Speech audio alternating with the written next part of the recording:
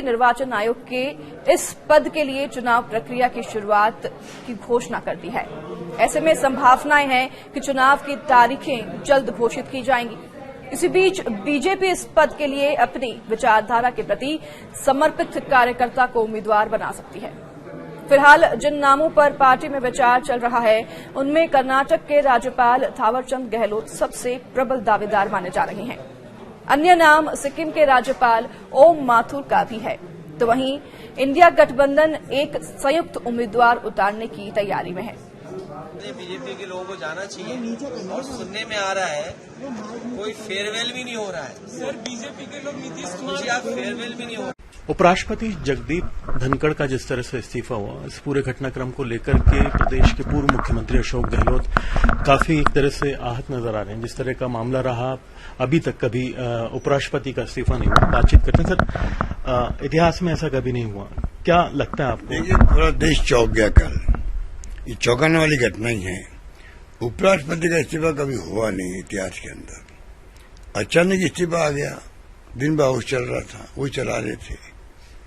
BSc की meeting हो गई आगे के प्रोग्राम के लिए, इस्तीफा अचानक आ गया, तो चौंकाने वाली घटना है।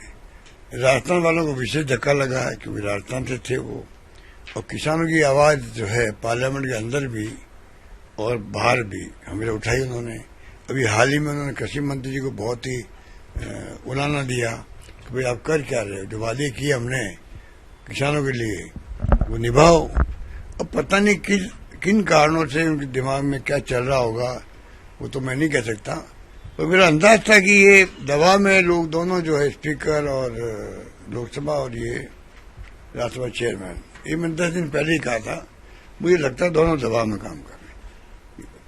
लेकिन आपसे निजी तौर पर उन्होंने इस बात को नकारा भी था कि ऐसा कोई दबाव का मसला नहीं। वो तो उन्होंने जयपुर में कहा था कि मेरे पर कोई दबाव नहीं है, मेरा स्वास्थ्य ठीक है, अशोक गहलोत अपना स्वास्थ्य ठीक रखे। वो बातें तो मैंने भी सुना है कि कही है, हमारे पुराने मित्र हैं, सब बातें अपनी जगह है। परंतु अचानक जो इस्तीफा हुई तो आरएसएस वालों को मालूम है, मोहन भागवत जी को या प्रधानमंत्री जी को मालूम होगा, और तो मुझे लगता नहीं किसी को मालूम होगा। 50 साल पता नहीं अभी कोई इनका आरएसएस और बीजेपी का कोई बहुत बड़ा गेम प्लान हो तो मुझे पता नहीं क्या है, पर अचानक घटना होना मैं समझता हूँ ये चौंकाने वाली है।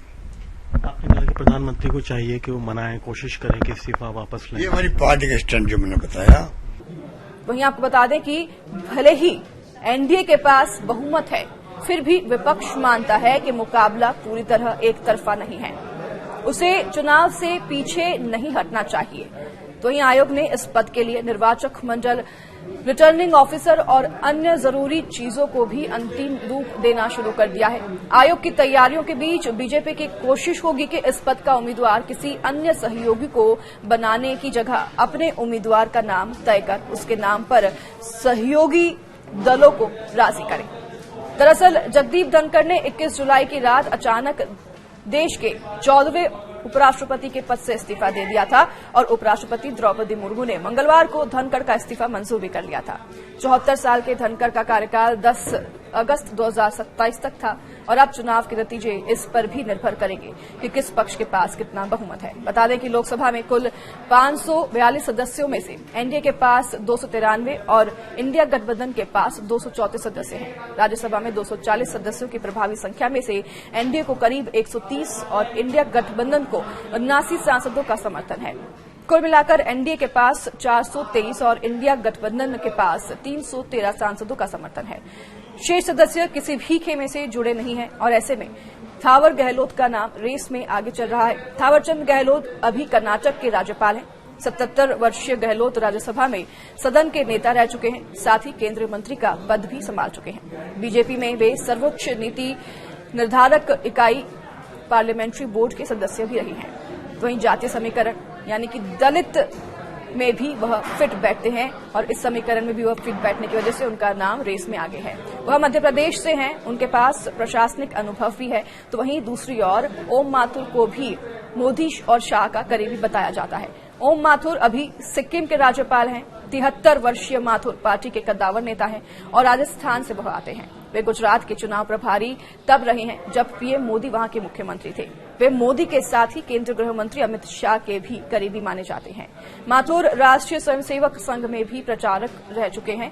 तो वहीं कयास यह भी है कि निर्वाचन आयोग की तरफ से उपराष्ट्रपति पद के चुनाव की तारीख घोषित होते ही इस पद के लिए एनडीए प्रत्याशी के नाम की घोषणा कर दी जाएगी।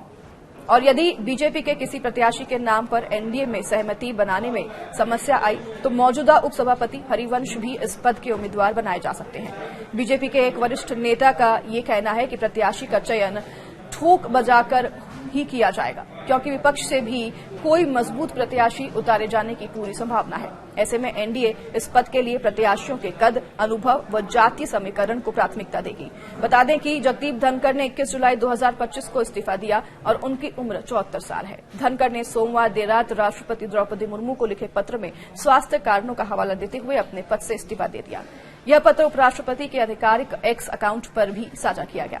जगदीप धनखड़ अगस्त 2022 में 14वें उपराष्ट्रपति चुने गए थे और उनका कार्यकाल अभी 2 साल तक और बाकी था।